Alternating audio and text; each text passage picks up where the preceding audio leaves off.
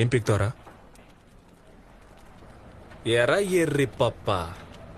ఎటువంటి కష్టం పడకుండా అసలు ఏ క్వాలిఫికేషన్ లేకపోయినా మీ నాన్న ఉన్నోడనే ఒకే ఒక కారణంతో చెమట కూడా పట్టకుండా స్ట్రైట్ గా ఎండి చైర్ లో కూర్చున్న నీకేం పొగరుంటే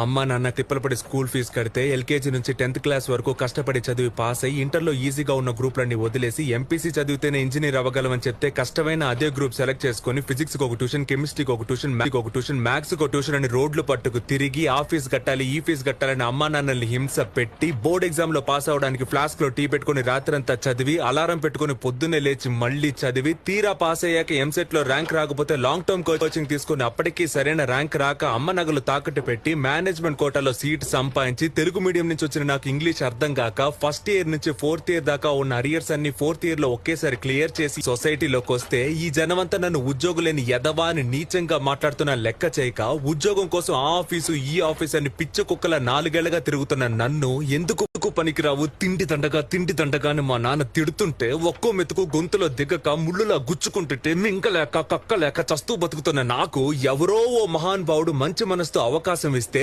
దాన్ని కూడా లాగేసుకోవాలని చూస్తున్న నీలాంటి బేవర్స్ గాడిని ఎదిరించి ఈ రోజు నీ ముందు నుంచి మాట్లాడుతున్న ఉద్యోగులేని గ్రాడ్యుయేట్ ని నాకెంత పొగరుండాలి.